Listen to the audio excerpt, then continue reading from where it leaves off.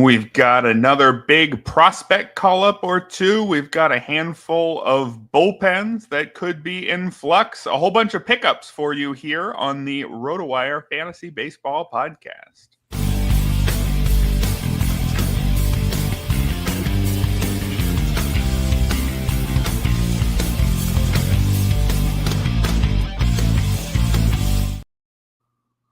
Hello and welcome, everybody, to the Saturday edition of the RotoWire Fantasy Baseball Podcast. Erik Halterman and Ryan Boyer here. And Ryan, have you tripped on anything and rolled your ankle lately? All the coolest baseball players are doing it. It's been a while since I've had an ankle sprain, but yeah, it's the in vogue injury right now, apparently. Yeah, Jacob Misiorowski ending his very exciting debut by seemingly tripping on the mound. His ankle went sideways. Seems like he's going to be okay. We'll get to him in a minute. Not the only big prospect to discuss on today's show. But as always, Ryan, let's start with some of the headlines. And let's avoid talking about injuries for at least a minute or so. Let's kick things off with Ronald Acuna Jr., who stole a base on Friday. Good to see him feeling confident enough to run, I guess, is the main takeaway here. He had gone, how many games was it before he had attempted his first steal? 18. I believe there was one early in his comeback where he was running on a 3-2 pitch, but it did not end up as a stolen base attempt. But good to see Ronald Acuna feeling confident enough to take off.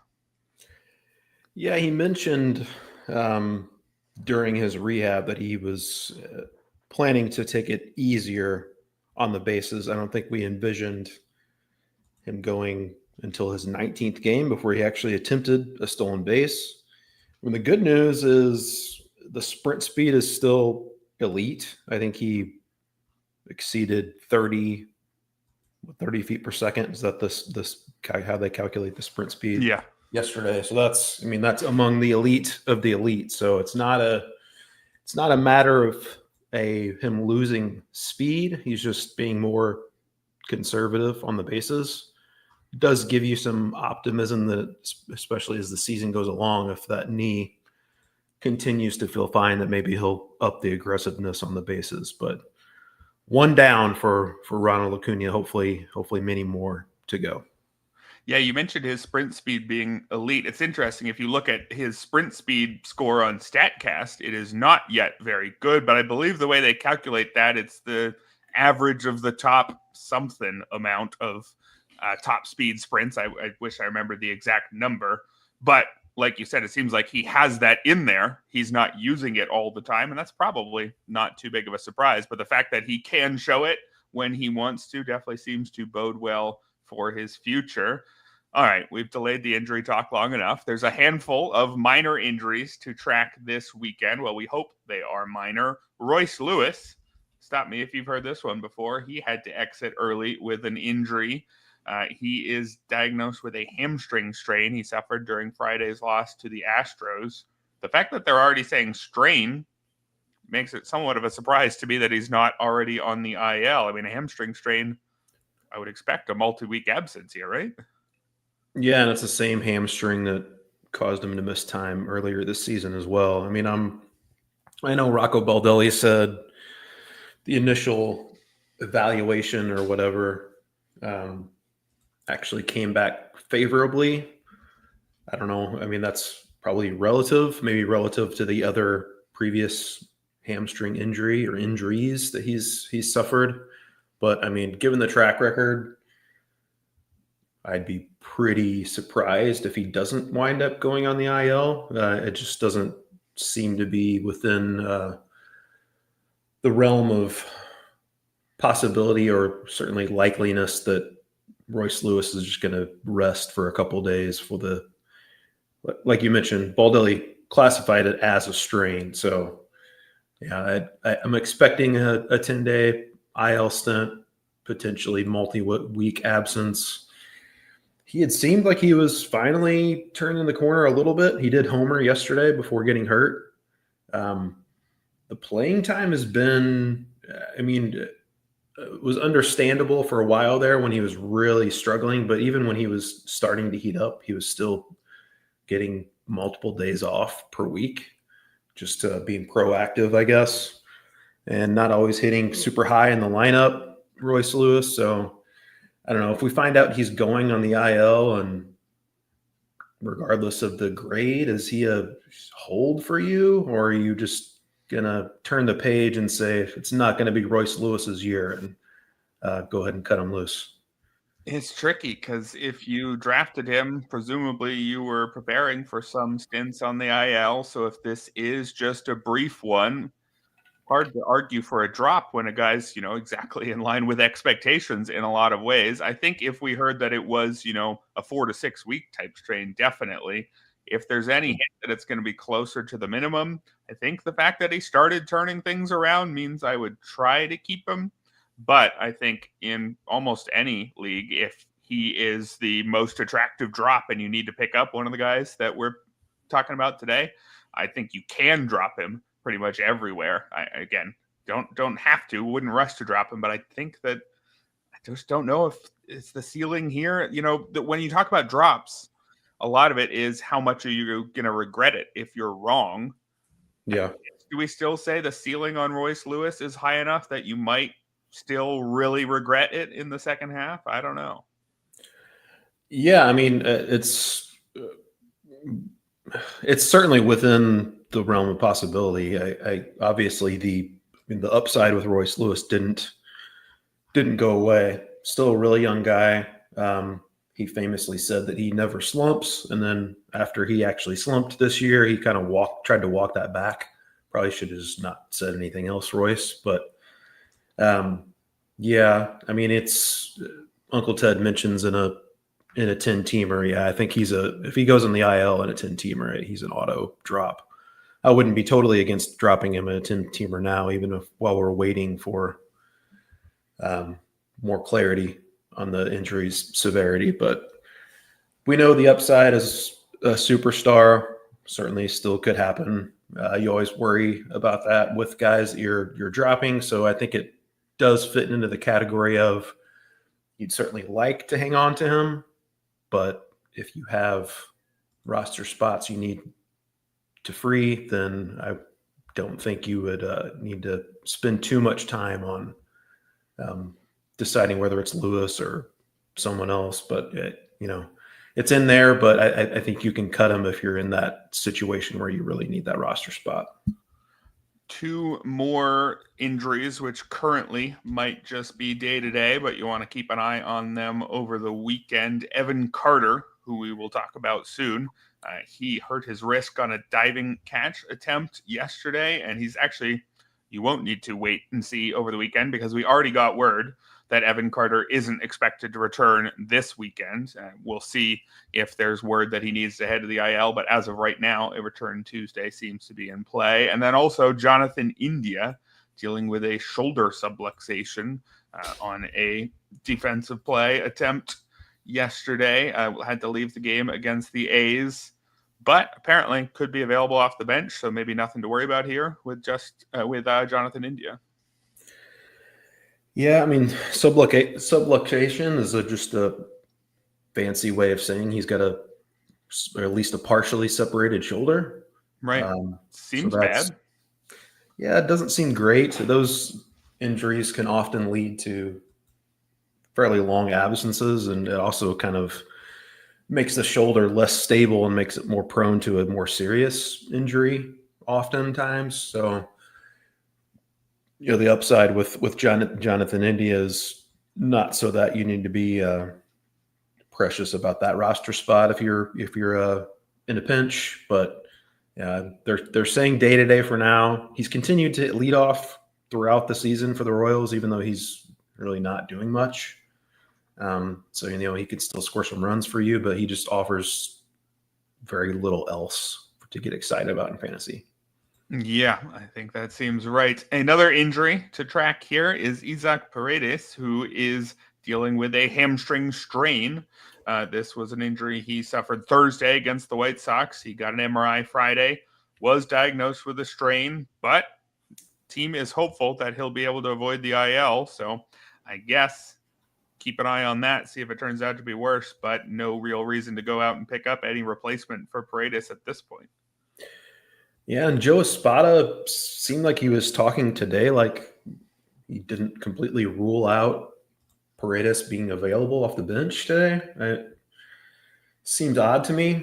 We'll see what they say later today. I mean, who knew that going into the season that we would be, I guess, sadder about an Isaac Paredes hamstring injury than Royce Lewis, but that's where we're at in this point of the season. Paredes has been really good, kind of been, well, I was going to say kind of been what we expected, but a lot of people liked him as a sleeper type given the situation with the Astros, but he's more or less provided that and then some this season, but we'll see. Also announced as a strain like they did with Lewis, even though there's optimism now. We'll see what they say today and tomorrow. Maybe they'll give it the 3 days and then backdate it at IL if it's not recovering as hoped. Yeah, apparently we're learning that baseball players don't need 2 functioning hamstrings. Who knew? But I kind of doubt that. We'll see how that goes. Sticking with the Astros, this year's weird Astros injury of the year is Yordan Alvarez and his hand issue. He hit the IL in early May with what was originally called hand inflammation, and then a few days later, a muscle strain in his hand. He resumed cage work in mid-May. The issue kept lingering. More batting practice in late May, and then on the final day of May, it was revealed that he's actually been dealing with a fracture in his hand this whole time. Definite shades of Kyle Tucker in this one. 2 weeks after it was revealed that he had that fracture, Alvarez is still not hitting. But man, it's Yordan Alvarez, so I think you have to keep holding on here, right? But I don't have any confidence in any specific return date I could throw out there. Yeah, different player and different body part, but it's definitely calls to mind the Kyle Tucker situation from last season, as you mentioned. Astros not always forthcoming with injuries. But yeah, I mean, Yordan Alvarez, he's had hand issues, like kind of, I guess, off and on, like the last several years. I don't think it ever really bothered him last year. At least he didn't miss any time for it. I don't know if this is a recurrence or what, but it's, somewhat worrisome. Obviously, it's the fact that he's been shut down and not hitting again. You figure it's going to take multiple weeks now for him to get ramped back up, probably go on a rehab assignment. But yeah, as you mentioned, he's still Yordan Alvarez. Even when he's dealt with those hand issues and been in and out of the lineup, he's generally still been really good when he plays. So I obviously do whatever you can to hang on to him, even if you're got those IL guys piling up on your roster. That's one that you want to wait out as long as you can, for sure. While we're on the topic, or while we were just previously on the topic of day-to-day injuries, we had a question about Colton Cowser in the chat. He had not done much since returning from a thumb strain at the start of the month, and then he collided with the wall Friday against the Angels. He is out of the lineup today, Saturday, but it's just being called soreness, so this just seems like guy ran into a wall, needs a day or two to heal his bruises. I don't think I'm too worried about that one, but an injury which I might be a little bit more worried about here, Tyler Mahle is dealing with a sore shoulder. Looks like he has not yet officially been scratched from his start Sunday against the White Sox, but it would seem unlikely that he's able to go. Do you think this is going to be Kumar Rocker time again? Sounds like it, yeah. I mean, Mahle, the shoulder tightness or whatever they're calling it during his last start, he's kind of been dodging raindrops all season with his batted ball luck. The velocity has remained down, but he's still managed to keep the ERA really low. Most people have been expecting regression there. I think it's definitely going to come. I mean, if you're hard pressed for a roster spot, Obviously, you would try to hang on to him, but I don't think I would be losing any sleep over cutting him if he does wind up going the IL. The shoulder issue. Rocker's been erratic, I think it's fair to say, at the major league level this season. He had that one really good start. He rushed back, I think it's fair to say, in his last major league start. I can't remember who he was filling in for, but I think maybe it was when Evaldi went on the IL. I don't think was quite built back up in the minors, but they needed a starter, so they brought him up, and he did not do well, and they immediately sent him right back down. So maybe he's better positioned to do better this time around. He's the type of guy who I would like to have on my roster, but I'm not super optimistic that he's going to be a difference maker, certainly right away. But yeah, I would like to have him on my bench, but with the thought that maybe he can get some long run here in the Rangers rotation if Molly has to miss significant time, but not optimistic that Rocker, given what we've seen so far, is going to be a steady fantasy contributor. Yeah, Rocker in the minors has only allowed 1 run in 11 innings with 12 strikeouts against 1 walk, but it has not worked at the major league level so far this season. 8.87 ERA and a 1.84 WHIP in 6 starts. But it is time to move on to the main topic of today's show, our favorite waiver wire ads, starting with the priority ads, which, as always, are a mix of guys you'll want to pick up in a shallower 10 and 12 team league, as well as guys who have just entered the player pool and will be the subject of some pretty big bids across all formats. And that's where we're going to start, Ryan, with a guy who struggles with walks and with walking. Yeah, Jacob Misiorowski. Pretty impressive, that major league debut. 5 shutout innings, didn't allow a single hit. Struck out 5, walked 4.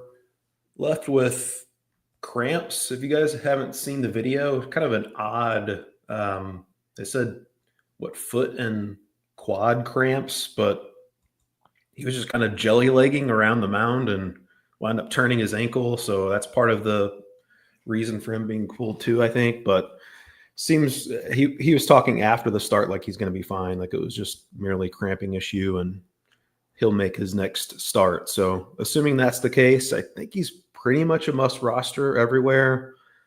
2.13 ERA, 80 strikeouts over 63 1/3 innings at AAA.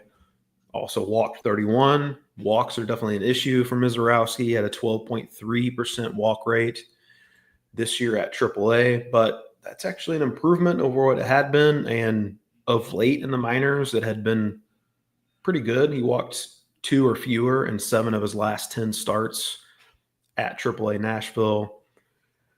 Brewers rotation suddenly looking pretty deep right now, even after Aaron Savali being traded. I mean, they still have Logan Henderson, still have Tobias Myers in the minors.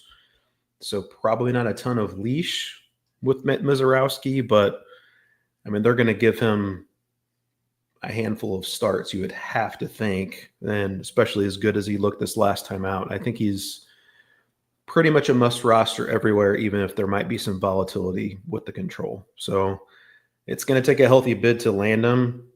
One of the more exciting fantasy pitchers that are going to come up for the rest of the season, I think. So you're definitely going to have to go into the double digits percentage wise if you want to get Misiorowski. Yeah, definitely. Going to take a big bid because, even if there are some weaknesses to his profile, strikeouts are a category in most fantasy baseball leagues. So he's going to give you those. He might hurt your whip, and I don't know what he's going to do to your ERA yet, but he's going to miss a lot of bats. Kind of reminds me of maybe Hunter Green in his first 2 years, where it's just overpowering stuff. Not really sure if there's quite enough command to make him a reliable starter, but definitely going to help you in some areas. My top pitcher to pick up this week is Shelby Miller of the Arizona Diamondbacks, the likely closer the rest of the way, or at least for some extended period, because we got bad news for both of the closer alternatives in Arizona. It's going to be Tommy John surgery, unfortunately, for Justin Martinez. Going to miss the rest of this year and basically all of next year as well. And if you thought maybe AJ Puck would come back soon and make this into a committee, he was just pulled off his throwing program earlier this week as he works his way back from elbow inflammation. I guess there could still be some save chances going to Ryan Thompson, probably. He occasionally works his way in there, but Shelby Miller seems like the guy at this point. So anywhere where he's out there, if you need a closer, I think Shelby Miller has to be the guy. The 157 ERA, 105 whip this year are outstanding. Most of the ERA estimators are in mid to high threes. He hasn't pitched that well. 25% strikeout rate combined with a 9.5% walk rate. That's more setup man material to me. But if you're a setup man and the two guys ahead of you on the depth chart go down, then I guess you're a closer. So I'd be grabbing Shelby Miller. I wouldn't be incredibly excited about it, but saves are what you're looking for from a reliever, and I think he should get you basically all the saves. So it might take double-digit bids or more because we know how much people need to bid on saves. Yeah, and he kind of went through a little bit of a rough patch there while he was serving as the closer, but he's since bounced back, put together 8 straight scoreless appearances, 7 strikeouts, just 1 walk over that stretch. So he's pitched well of late, and at this point, as you mentioned, not a ton of competition. Kevin Ginkel, I generally have liked, but he has been terrible and been up and down between AAA and the majors, and also injured at times as well. So yeah, not much.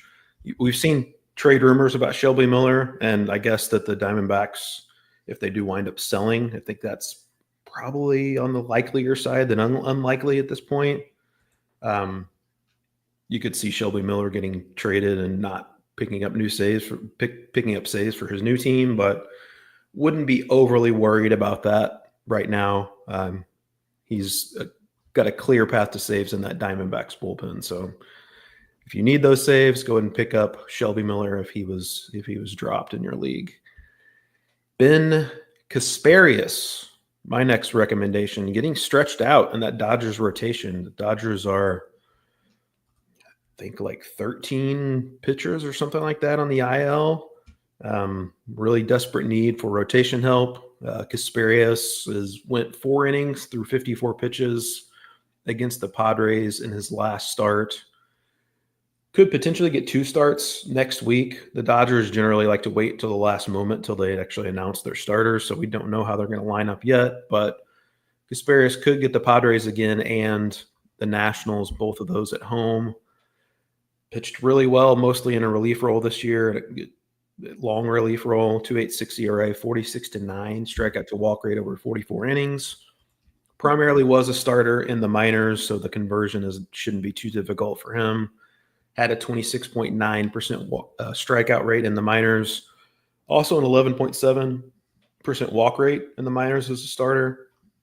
So we don't know how the control is going to hold up at the major league level. And is this stuff going to be as dynamite as he has to turn a lineup over a couple times? But he's got 4 pitches he can miss bats with. He pitches for the Dodgers. Once he gets stretched out, he's going to have a great opportunity for wins. And Erik, you often say whoever is that 5th starter for the Dodgers, you want him on your roster. And Casparius has, I think, more upside than most of those kind of fill-in Dodgers 5th starters, but an interesting arm who there are marks against him with the control and not totally stretched out, but there's some definite upside too. And don't think it'll take a super high bid. I think you might be able to get him like 6-7% of your FAAB. Yeah, it sounds about right to me. And yeah, my pick up every Dodgers 5th starter strategy hasn't worked on all of them this year. I got to say, Landon Knack has not been great, but Casparius is the one who seems like he is taking that next step forward. Pop quiz real quick. How many Dodgers have started a game this year? This includes openers and traditional starts. 18. Not quite that high, but we are at 14 already, which is quite a few for a team that is leading its division, or I guess just tied for the lead.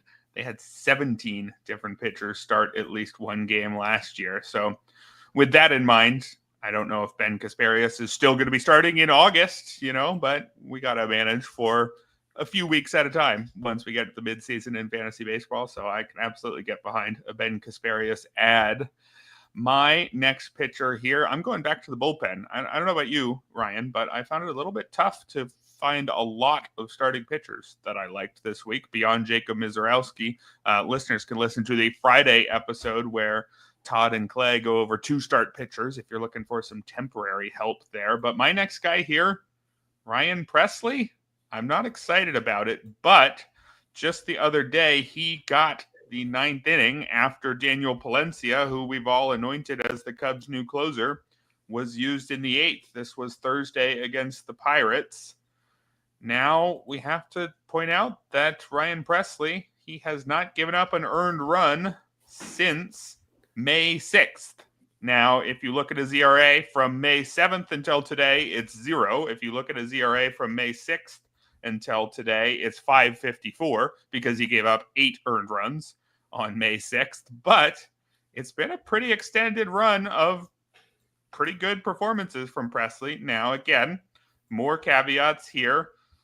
11 strikeouts in 13 innings. Not exactly closer-like from Pressly, but what would make me interested in picking him up anywhere that I need saves is just the fact that you don't go acquire a veteran closer without the intention of using him in the 9th inning when he looks like he deserves it. So the fact that Palencia looked pretty good, but only has, 6 career saves compared to Ryan Pressly, who has spent multiple seasons closing for playoff teams. I'm pretty sure the goal was always to have Pressly in the 9th inning if he looked at all like he deserved it. Do I trust him to keep the job long-term? No. Do I even know 100% that he has it now? No. But if I need saves, this is a proven closer who is pitching in the 9th inning and hasn't given up a run in over a month. So I'm pretty sure I would go get Ryan Pressly. I would not be nearly as excited to get him as Shelby Miller. But again, the price for saves is pretty expensive. So I think if you are desperate for saves, putting in an uncomfortably high bid on Ryan Pressly, you might have to do. Now, it was mentioned here that Palencia did pitch to the top of the order, but that could be the outlook going forward. It could be Daniel Palencia is the most trusted reliever, and sometimes that gets him in the 9th inning, but the Cubs use him in high leverage earlier, maybe with Porter Hodge also in that mix when he comes back. I just think, again, you don't acquire Ryan Pressly unless you intend to give him the 9th inning when he looks like he deserves it. So I think begrudging bids on Ryan Pressly probably makes some sense, no? Yeah, Porter Hodge, as you mentioned, looks like he's going to be back soon as well. But I'm with you. I think the Cubs want Pressly to have that closer job, and he's more or less earned another shot. Saw that he actually asked after that, 8 earned runs outing where he didn't retire a single batter, he asked Ian Happ to write a scouting report on him because he wanted to know what the hitters were thinking. And did Happ have to be gentle with his words at that point, I wonder? Credit, maybe Ian Happ needs to be the Cubs' new pitching coach because whatever he told him, it's worked for Ryan Pressly since then. And I still think he's generally – Ryan Pressly clearly isn't elite Ryan Pressly anymore, but I still think there's a better than 50-50 chance he's still a good reliever, and a good reliever who's probably in the top of the heap for saves on a good team. That's a guy you want to roster even if you're not super confident that it's going to be a long-term success. Next on my list, we're going to go back to the rotation, and I have Michael Soroka. Soroka, even when he had that great stretch down towards the end of last season with the White Sox in relief, walks were an issue for him then. They were also an issue for him during spring training.7 looks like he might be turning a corner in that regard. He did have 3 walks his last start against the Mets, but prior to that, 7 walks over his last 7 starts, 20-3 strikeout to walk rate over his previous 4 outings before that Mets start. He's stuck with the four-seam fastball as he did down the stretch last season with the White Sox when he had that kind of breakthrough in relief. But he's leaning more on the slurve over the slider, which the slider was really the pitch that got most people excited about him down the stretch last year. And he's kind of junked that. I wonder if might just be a pitch classification mix. Like they're kind of mixing the slurve and the slider. I mean, if you look at the spin rates and stuff, you can see why they are classifying as they are, but he also pitched. He's also pitching in the rotation now, and as opposed to most of the time in the bullpen down the stretch last year. So maybe there's a pitch classification issue there. But either way, Michael Soroka looking pretty good of late. His next start lines up to be at home against the Rockies. That's a spot you definitely want to use him. Don't know if it's going to be a long-term success for Michael Soroka yet, but I think he's showing some encouraging signs that he should be maybe not universally rostered, but in your 12 team and up, I think he needs to be pretty much rostered everywhere. And don't think because of the relatively mediocre overall numbers, it's going to take much of a bid to get him. So maybe throw out 3% on Michael Soroka. I think he could pay off in the long run. All right, we'll get to the priority hitters in a minute. Just want to get to one question here in the chat. ETA on Chase Burns, the very top pitching prospect for the Reds right now. ETAs are always really hard, but soon enough that it's worth adding him, I think. I did a stash draft with James Anderson on SiriusXM on Friday when we were going back and forth picking players who were still in the minors, and James had the first overall pick and stashed Chase Burns. So that's enough of an endorsement for me to say that if you're in a spot where stashing a pitcher makes sense, I can't tell you exactly when Burns is coming up. Maybe soon after the All-Star break is in play, and I think the upside here is high enough that I would stash. How about you? Yeah, I've stashed him in a couple leagues. So I'm definitely on board doing that. He's up to AAA Louisville now. I don't know if he's made a start there yet, but he's been promoted to AAA, and I don't think the workload is too much of a concern. The Reds are generally been playing pretty well lately. I think they're going to still shoot for a playoff spot. So yeah, I think Chase Burns is definitely worth a stash if he's out there in your league. All right, we will move on to the priority hitters right after this message from the NFFC. Hey, by the way, Ryan, do you know that it's a fantasy football season already? You start your drafts yet or not quite? Not yet. Not yet. Still be a while for me. Yeah, not for another month or two for me, but those of you who are already in fantasy football mode, the NFFC RotoWire Fantasy Football Online Championship is live. Play fantasy football against your favorite RotoWire experts on NFFC this football season. Jeff Erickson, Nick Whalen, and more will compete in the RotoWire NFFC Online Championship for a shot at $250,000. Sign up for a draft today at rotowire.com/high stakes. That's rotowire.com/high stakes. Back to the baseball and our priority hitters. I'm going to start things off with the big hitter promotion this week, which was Christian Moore. Was called up by the Angels yesterday. This was the 8th overall pick in the 2024 draft. Given how quickly the Angels promote players, there were people drafting Moore in the final rounds of their drafts back in February and March, but it turned out he did not crack the opening day roster. But 54 games in the upper minors, split between the two highest levels. He had a 796 OPS. It was all the way up at 999 at the AAA level, so he has really taken off over the last few weeks in those 20 games. Now, I am a little bit worried about what Moore will look like as a rookie. 27% strikeout rate at both AA and AAA this year. He was at 26% between the low A and AA levels last year. And, you know, if you figure that strikeout rate rises by at least 3-4 points, we're talking about a guy who could easily have a strikeout rate that starts with a 3 as a rookie. He's going to need to show real power to make up for that, and he might. I think he's a pretty good power hitting second baseman. I don't know if I have faith in him providing value across all formats if he's striking out that often. Now, I don't know if there's quite that much power there. There's some speed as well, 8 steals in 54 games this season. The real interest for me for Moore is that all he has to do is be okay to probably play the rest of the year for the Angels, right? They'll want to see what they have in their rookie here, and the competition at second base, Luis Rengifo, who can also play third when Yohan Moncada's injured, like he is right now and most of the time. Scott Kingery, Kevin Newman. These are the kind of names that Moore just has to be better than to keep his job. So I think you should be able to get a lot of playing time, and there is upside, as with any rookie. I'm not sure that the median outcome here is high enough to warrant a particularly big bid, though. But would you at least try to go for him in almost every league format just in case, or is this just a deep league player for you?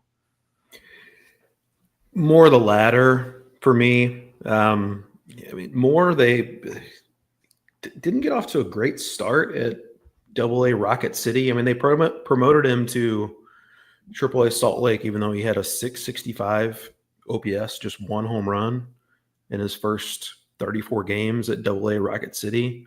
He did start hitting a lot at AAA Salt Lake, but keep in mind that's the PCL and also a very friendly hitting environment.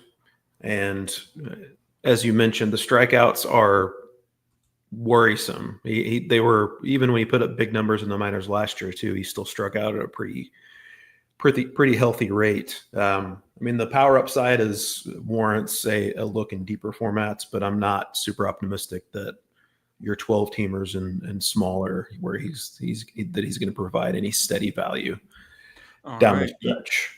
Your top priority hitter is currently hurt. Let's hear more about it. He is. We mentioned him a little bit earlier, Evan Carter, but he's really turned the corner of late. Prior to that wrist injury, 10 for 18, 3 home runs, 2 doubles, 2 steals, just 1 strikeout and 4 walks over his last 5 games. He's been up to the 5 spot in the Rangers lineup against right-handed pitching. Doesn't play against lefties. When he does play, he generally does pretty terrible against lefties. He's had strikeout issues like Moore, but he's also just 22. He's a major talent. Hurt his wrist Friday.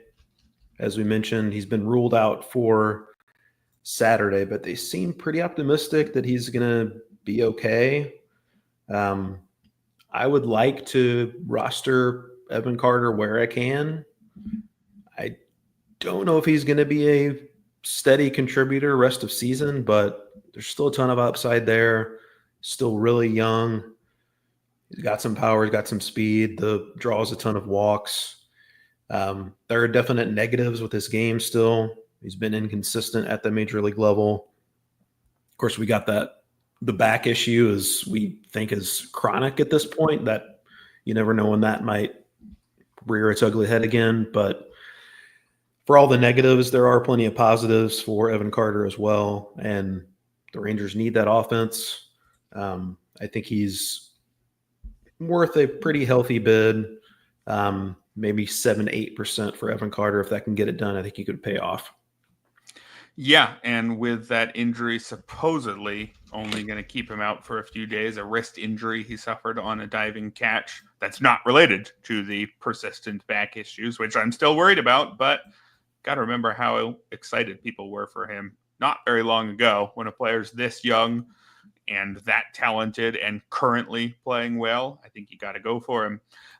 I'm going to go with Christian Encarnacion-Strand as my next name here. He returned just over a week ago from back issues, and since then, well, he had 8 hits in his first 4 games, now just 1 in his last 3, so cooled off a little bit. But Encarnacion-Strand, somebody who has big potential as a first base bat in a very good hitter's park, now that he's back in the lineup, should be playing pretty much every day. He did sit today, so maybe that's just because he has been on a 1-for-12 stretch the last 3 games, and he's recently returned from injury. I don't think we need to worry about too many days off for Encarnacion-Strand. He's a tough one to place exactly how good he is because he definitely showed something in 63 games back in 2023 at an 805 OPS, 13 homers. Since then, it's been 2 injury-filled seasons across which he's hit just 198. But still just 25 years old. Again, somebody who had pretty decent prospect pedigree, especially when you add in that very homer-friendly park. If I need some power, and I've got a spot in my corner infield, definitely trying to pick up Christian Encarnacion-Strand right now. Don't think it'll take a huge bid necessarily because the numbers haven't been great, but at least a few percent on Christian Encarnacion-Strand. I don't know about the long-term health, but as long as he's in the lineup, I think it's too much potential in that park. I'm going to go with Jeff McNeil, my next recommendation. Been on a heater of late, 9 for 22. 4 home runs, 10 RBI over his last 6 games. He's been up in the number 5 spot in the Mets lineup, has made 11 straight starts, 12 strikeouts and 18 walks so far this season for Jeff McNeil. You look at the StatCast data, he's not hitting the ball any harder, and even though he's showing that power, it's because he's got an elite 28.4% pulled fly ball rate. That's way up from his career norm. So I think he maybe has figured out how to take advantage of that relatively modest power that he has, kind of in the Marcus Semien mode where the batted ball data isn't great, but he really knows how to pull fly balls to get the most out of it. Is that going to be able to stick over the long haul? Can't say for sure, but I'm interested enough that I like the idea of having Jeff McNeil on my roster, especially since he's eligible at second base and the outfield, playing against both righties and lefties, part of a good lineup. I think Jeff McNeil is worth at least a fairly modest bid. And Erik, I assume given your first 2 hitter recommendations that we have another Christian recommendation here. Is it Christian Bethancourt is your third hitter recommendation? Yeah, maybe we're going to look up and discover that Alejandro Kirk is actually named Christian Alejandro Kirk. Christian Kirk is someone else, isn't he? That's a football player. You could try to pick him up is he still an active football player? I don't even know. But Alejandro Kirk is the actual player I'm going with here, and he has been on a tear recently and now is up to an 811 OPS on the season. Respectable 5 homers. Batting average is outstanding, 328 for Alejandro Kirk, and I would expect him to be a good source of batting average. His 250 and 253 marks the last 2 years, those were the surprises to me because Kirk makes a ton of contact. For his career, it's an 11% strikeout rate. He's in single digits technically right now, 9.9%, while also having the best hard hit rate of his career at 56%. When you make a lot of hard contact, it doesn't really matter that you can barely run. Maybe you won't turn your singles into doubles, but you should get to first base a lot. Also, more fly balls than he's had in a few years, and that's been one of the issues with Kirk. He's one of those guys who hits it really hard right into the ground. Doesn't always work when you have no foot speed. You're going to convert none of your infield singles, for example. But his fly ball rate at 34%, that's a little bit up from last year, which was in turn a little bit up from the year before. So trending in the right direction. I've always really liked the bat. Also, surprisingly, he's a good defender at catcher now, which was not expected to happen at all. I think Alejandro Kirk is just a really good baseball player. And if you need a better catcher in a one-catcher league, I think Alejandro Kirk deserves to be rostered in most one-catcher formats. You buy it? Yeah, I'm surprised, honestly, that his rostership is where it is in Yahoo leagues. It's still under 40%. You never know with the Yahoo leagues. You always figure that there's a certain percentage of those where people just aren't paying attention to their leagues, so we can't kind of take the rostership percentages with a grain of salt. But yeah, Alejandro Kirk definitely worth rostering in any format, I think. All right, we'll move on to the deeper leagues, but I want to throw out a couple of outfielders who were mentioned in the chat here just to give me your favorite. Brandon Marsh was mentioned. Joe Adell, who's also been on a heater lately. And then also a question about Parker Meadows, who hasn't necessarily got going yet since he's been injured. Would you pick up any of those three guys? I really like Parker Meadows. The question from Disco Dave, I wouldn't want to drop Addison Barger. I like him quite a bit as well. I prefer I think Meadows. I'm with you there. Yeah, I prefer Meadows of the two for the long haul. So if you have to make that decision, I guess I would do that. But I would prefer rostering both of them. I prefer both of them to both Marsh and Adele, I think. Marsh still batting ninth regularly for the Phillies. Been better of late. Adele is just so up and down. You're going to get those heaters, but you're also going to get extended cold streaks as well. I would put them probably Adele third and Marsh fourth out of that group. What do you think? Yeah, sounds reasonable enough to me. I can't really figure out Parker Meadows.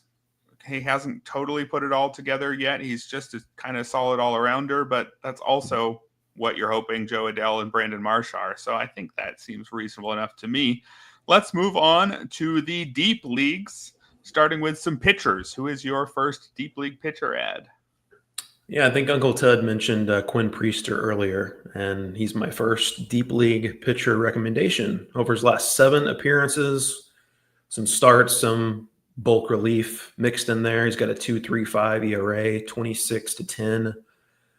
Strikeout to walk rate over 38 1/3 innings. He's up to sinker and cutter usage with Milwaukee. And while that has worked, those are generally not pitches that are going to miss many bats. And he has not missed many bats. So I don't think you can count on strikeouts from Quinn Priester. But I have learned to trust the Brewers more often than not with their pitchers. I think they could figure something out with Quinn Priester, even if the strikeout upside is not very high. He's also got a favorable schedule coming up, tentatively slated to face Cardinals at home, Twins on the road, Rockies at home, Marlins on the road. So that's a pretty good setup for Quinn Priester. Yeah, and even though he doesn't really strike out a lot of batters, it seems to be working for him pretty well. Maybe I'm just scarred from his, I think it was 6 innings with 0 strikeouts against the Phillies a few starts ago. Yeah, allowed just 2 runs on 4 hits, didn't strike out or walk a single batter. He actually does have a couple 7 strikeout outings, so maybe he has a little bit of that as well, but keeps the ball on the ground well. It seems to be working. My next guy here, I'm going to give you a couple more relievers. Dylan Lee is the next man up. Last weekend, I suggested Pierce Johnson looked like maybe the pivot off of Raisel Iglesias in the 9th inning in Atlanta. Still maybe interesting, but Dylan Lee yesterday against the Rockies, he pitched a scoreless 9th inning. Now, Atlanta did win that game by 8 runs, but it was a save chance while he was warming up. I think that probably indicates something here. Raisel Iglesias pitched in the 8th inning. Pierce Johnson actually pitched in the 5th in that one. So Dylan Lee looking like he might be the guy to get the next save chance in Atlanta. He is a lefty, which does often hurt somebody's chances to close, but there are other lefties in that bullpen. Aaron Bummer can get the tough lefty assignments. Dylan Lee for the season, 2.10 ERA, which is a near match for his 2.11 ERA last year. He's got an 0.90 whip as well. Strikeout rate of 26.5%, again, is more setup-ish, but this is a setup man who's maybe moving into the 9th inning because the closer's been bad, so I don't think that is necessarily a point against him. I don't know if he's going to save games long-term. I don't know if he's going to save games short-term either, but I like him as a speculative ad this weekend, at least until Iglesias figures out how to pitch again, or maybe Atlanta becomes competitive and brings in somebody over the top of both of them at the deadline. I think there's a pretty decent chance that Dylan Lee gets you some saves over the next few weeks. You buy it in? Yeah, I think so. And he's got pretty significant reverse splits. So you mentioned the left-handedness, but he's held righties to a 486 OPS this season. Lefties have actually hit him up to a 747 OPS. They've hit more home runs than in fewer plate appearances against. So not so much the worry with there's generally a built-in bias against lefties, but I wouldn't worry about that so much with Dylan Lee. Could potentially be next in line. I still like Pierce Johnson a little bit, but yeah, I think Dylan Lee certainly positioned himself to be in the mix there in Atlanta for saves. My next recommendation is a pretty boring one, but Paul Blackburn is going into the Mets rotation. We're going to go in and, unfortunately, as an injury replacement for Kodai Senga, going on the IL with a hamstring strain. In his lone start this season, Paul Blackburn went 5 shutout innings at the Dodgers. Pretty impressive. He has since made 2 relief appearances that were less impressive, but hopefully he can refocus going back into that rotation. He only threw, I noticed against that, in that Dodgers start, threw 77 pitches, only 10 fastballs, all sinkers. So a very off-speed and breaking ball heavy approach he used when starting against the Dodgers. He's completely scrapped his 4-seamer this year. That's a pitch he used to use a lot in the past. So I don't know. You're taking a bit of a leap of faith that the Mets are going to figure something out with Paul Blackburn, and they also are going to get hopefully Sean Manaea and Frankie Montas back before long. But Paul Blackburn should at least get 2, 3, 4 starts.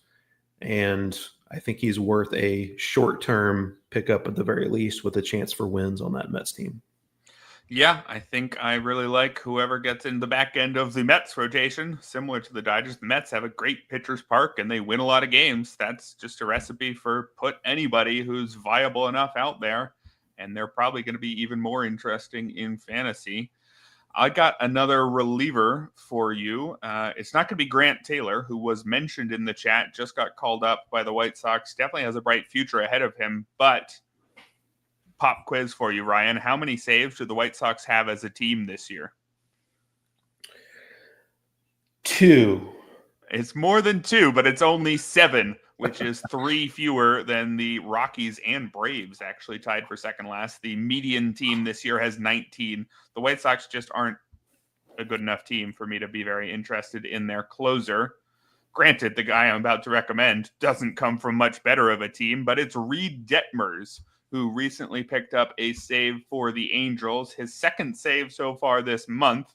Now, he's not about to take the job from Kenley Jansen, I don't think. This last one, Jansen had pitched on back-to-back days and 4 of the last 5. But do you really think Kenley Jansen is still an Angel after the deadline? I think he's probably the most obvious trade candidate out there. What Kenley Jansen does is sign with a bad team, get some saves in the first half, and get traded at the deadline to whoever needs him, I think. That would be the plan here. And if and when that happens, I think Reed Detmers is the next man up based on his usage recently and based on the fact that he has started to really take to bullpen work. Now, don't look at Reed Detmers' overall numbers this season. Those include a 5.22 ERA and 1.53 whip. But if you look at his last 11 outings, he hasn't given up a run. He's allowed just 6 hits and 4 walks while striking out 18 in 11 innings. And we know when starters move to the bullpen, their stuff plays up. Their numbers can suddenly get a lot better. And we've liked Reed Detmers for a while. There's clearly been something there. The results just haven't been there. And maybe what was there was a future as a closer. So I'd be pretty interested in Reed Detmers being on my team in August and September. It's just a question of, can you add him now?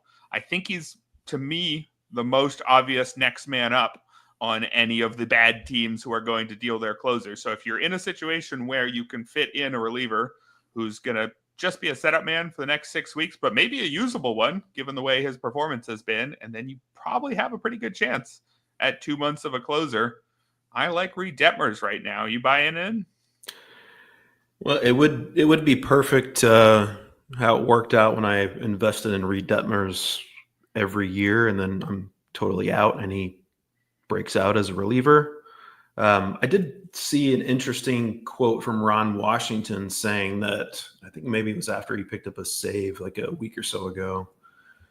He said, that he thinks Detmers is going to be a monster once he moves back into the rotation, that he's learned a lot in a relief role. So maybe wonder if maybe post-trade deadline, instead of going into the closer role, maybe they give him another shot in the rotation. I don't know. Maybe But it that's was just, also fine, right? I mean, I'd yeah. add him now if I knew he was going to start in a month, I think.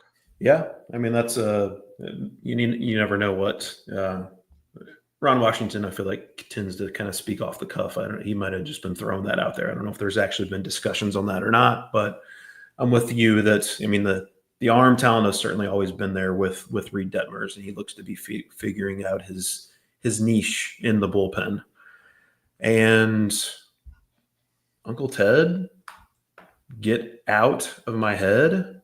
Hey, that rhymes. Because Uncle Ted recommended Brian Baker, and he is my recommendation. My final deep league pitcher recommendation, Brian Baker of the Orioles.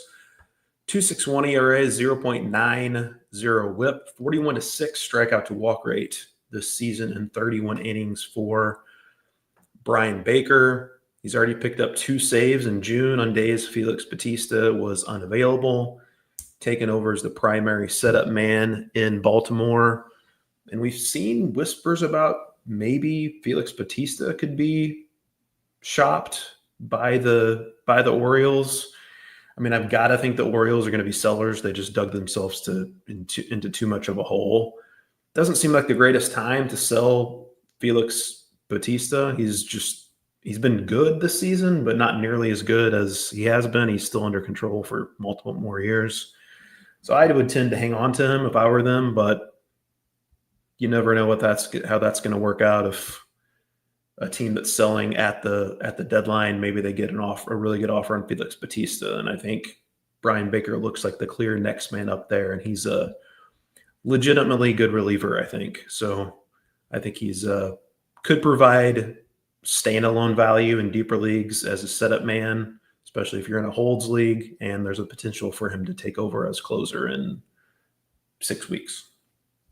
Yeah, I think that makes a lot of sense. I know some Phillies fans have been trying to trade Felix Bautista to the Phillies for most of this season, ever since the Orioles got off to a bad start. So I would expect him to go somewhere unless Baltimore makes a miraculous comeback. Let's move to the deep league hitters, where I'm going to start with Jurickson Profar. Now, he is kind of in the ideal position for a stash because we know exactly when he's coming back, and because he won't be coming back from an injury. Of course, he's dealing with the 80-game PED suspension, but we know exactly when he'll be back. It'll be July 2nd, so you will be stashing him for exactly 2 weeks, and then you'll be able to use Jurickson Profar in your lineup. This is just a better situation than most injury stashes. Every injury stash comes with, all right, they say he's going to be back July 2nd, but what if there's a setback? Also, what if he's not himself right away? Now, you could say, what if Jurickson Profar is not himself now that he's no longer taking PEDs? And yeah, there's something to that for sure. But I'm not a doctor, but as far as I understand, you use them to build a little extra muscle, and that doesn't necessarily mean all the muscle has just suddenly dissipated just right after you stop taking them. We saw Jurickson Profar change basically nothing about his profile except for adding a little bit of extra exit velocity. That kept him in the league and allowed him to sign a 3-year, $42 million deal this offseason. It seemed to work for him. Maybe all of that boost has completely dissipated, but I don't think that's going to be the case. So I think that if you add Jurickson Profar now, you will be waiting exactly 2 weeks, and then you will include him in your lineup as a pretty boring but very serviceable guy who plays every day for a pretty good team over the final 3 months of the season. So I think there's a lot of teams out there that should try to go get Jurickson Profar in leagues where he's available. Would you get behind that? 100%. Yeah. I mean, I've already stashed him in a couple leagues where he'd been dropped, and he was a favorite target of mine as like a third, fourth outfielder in drafts this March. And obviously some unknown there of what he's going to look like coming back, not only coming back from a PED suspension, but it's just a long layoff. You just don't know how players are going to adjust to that. But the Braves still don't have a viable left fielder. I don't think playing time is going to be an issue. So I like the idea of stashing Jurickson Profar. I think he could still pay off. I'm going to go with my first of 2 Rockies for my deep league hitter recommendations. The first one is Ryan Ritter. Started the first 6 games for the Rockies after being recalled before a day off on Friday. Picked up exactly 1 hit in each game so far, 2 triples and 4 RBI. Was off to a great start at AAA Albuquerque. OPS over 1,000, 16 home runs and 3 stolen bases there. He went 2020 in the minors in 2024. What is the role going to look like once Ezekiel Tovar comes back? We don't know when that's going to happen. I don't think there's been any news about when he could begin a rehab assignment. So it could be a little bit still. Ritter can play second base as well, but that spot might be spoken for with Tyro Estrada. They could move. He can also play third base. They could move Ryan McMahon to first base. There's other things they can do to fit him in the lineup. The DH spot potentially open as well. So I think if he performs, he could stick around, but there are some questions there. Not like an elite prospect by any means, Ryan Ritter, but he's a legitimate prospect and on a team where the playing time should be there if he performs, got some power, got a little bit of speed. So in deep leagues, I think he's worth rostering. Yeah, I am pretty interested in anybody who's got the playing time in Colorado, including the guy you'll mention in just a minute. I'm also interested in deeper leagues in DJ LeMahieu, who returned in mid-April from calf and hip issues. And we didn't talk about him at the time. We haven't talked about him since. Let's talk about him now, because in 24 games, DJ LeMahieu has a 755 OPS. That's his best mark since 2020. Hitting 278, also best mark since that season. Same could be said for his 366 on-base percentage. He's actually hitting the ball harder over this small sample than he has in a while. A 49% hard hit rate is pretty good. A 7% barrel rate as well. Look, he's still DJ LeMahieu, a 36-year-old version of him. You're not going to get a lot from DJ LeMahieu, but if you're getting regular playing time, and you're basically getting that, he did sit Thursday, but he's been starting roughly every, 4 out of every 5 games, 5 out of every 6 recently, and over on NFBC, and I believe a lot of other formats, eligible at first base, second base, and third base. Just a versatile end of the roster kind of guy who should give you a decent batting average and a decent amount of playing time. Not a lot of power, no speed, not exciting. This is a 36-year-old DJ LeMahieu we're talking about, but given the way things had gone last year, I thought he was out of the league. He had a 527 OPS. I thought we were not going to see any more DJ LeMahieu, and I think that's not the case. I think he's a completely viable deep league option still. Yep, I think he's a perfect fit for this deep league section. Can play at multiple positions.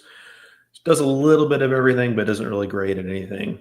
So if he can stay healthy and in that lineup, I think he could be viable. As I mentioned, another Rocky I'm going with. My last recommendation is Tyler Freeman.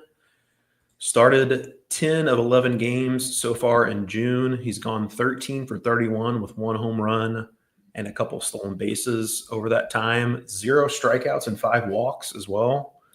Always been a good contact hitter. Tyler Freeman, career strikeout rate of just 14%.